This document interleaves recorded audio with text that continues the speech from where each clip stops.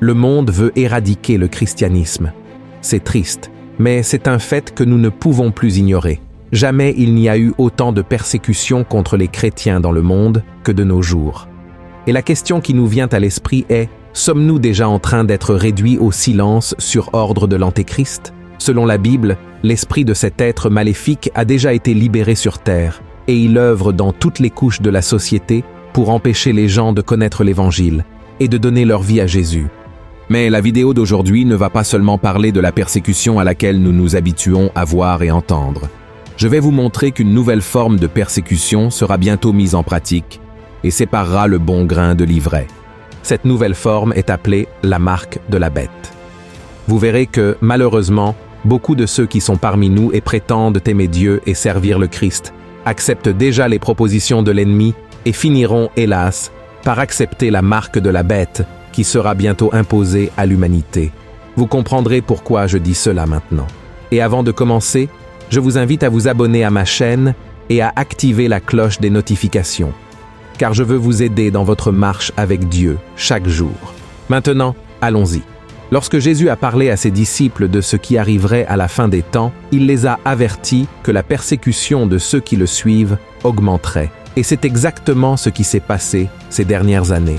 Des organisations comme Portes Ouvertes et la Voix des Martyrs montrent qu'un nombre croissant de chrétiens paient un lourd tribut pour leur foi. Mais ceux qui croient que la persécution n'est qu'une affaire de violence physique se trompent. Dans plusieurs pays, bon nombre d'entre nous qui servons Jésus subissons déjà des lois qui tentent de restreindre la liberté religieuse en interdisant la prédication de l'Évangile, les réunions de culte, ainsi que la distribution de livres et de brochures. Ces lois ont pour but de freiner l'expansion du christianisme. De plus, de nombreux chrétiens font face à la discrimination sur le lieu de travail, dans l'éducation et dans la société en général. Cette discrimination peut se manifester sous forme de harcèlement, de marginalisation et d'exclusion des opportunités. Récemment, la nouvelle d'un garçon de 4 ans expulsé de son école au Bangladesh simplement parce qu'il était chrétien a attiré l'attention sur Internet. La vérité est que le monde se prépare pour la fin, ou plutôt, il se prépare pour l'avènement de l'Antéchrist. Aujourd'hui, nous voyons le monde s'éloigner de plus en plus de Dieu et se rapprocher du mal. Le sécularisme est en hausse, la foi et les valeurs chrétiennes étant abandonnées dans toutes les sphères de la vie. La société utilise les médias et Internet pour promouvoir des comportements contraires à la parole, comme si c'était normal.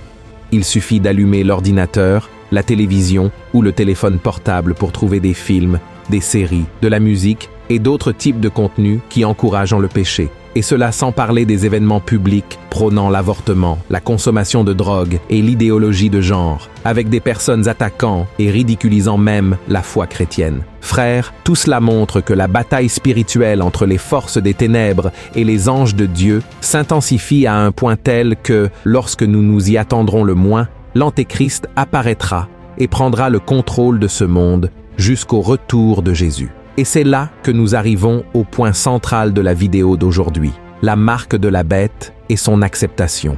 Malheureusement, il y aura plus de personnes qui accepteront d'être marquées par l'Antéchrist que de personnes qui le rejetteront. Je sais que si nous étions interrogés maintenant sur l'acceptation de la marque de la bête ou sur la fidélité au Christ, nous dirions tous que nous préférons mourir avec Jésus plutôt que de nous plier à l'Antéchrist. Mais Pierre a également dit cela lorsque Jésus a annoncé qu'il serait abandonné par tous. Le disciple a affirmé qu'il ne le renierait jamais, mais, comme nous le savons, il a renié Jésus 3 fois avant que le coq ne chante.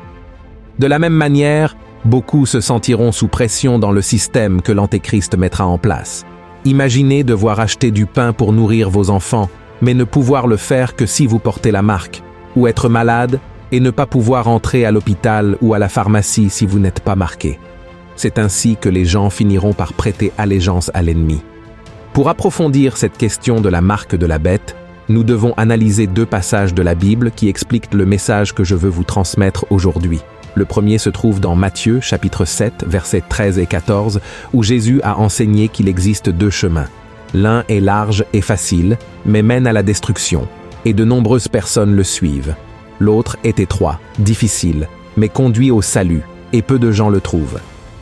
Le second passage, également dans Matthieu, chapitre 7, dit que Jésus a averti que ce n'est pas suffisant de l'appeler « Seigneur, Seigneur », si nous ne sommes pas prêts à faire la volonté du Père. Il a dit que beaucoup se présenteront devant lui, en disant qu'ils ont prophétisé et chassé des démons en son nom, mais qu'il les rejettera parce qu'ils n'ont jamais vécu selon ses enseignements. Vous voyez, dans les deux cas, Jésus nous dit que la majorité choisira le mal ou finira dans la condamnation éternelle. Maintenant que nous avons compris cela, parlons de la marque de la bête. Selon le livre de l'Apocalypse, il viendra un moment où l'Antéchrist établira un régime mondial qui imposera un système dans lequel tous recevront une marque sur la main droite ou sur le front, signifiant leur loyauté à la bête. Sans cette marque, personne ne pourra ni acheter ni vendre. Elle sera le nom de la bête ou le numéro de son nom.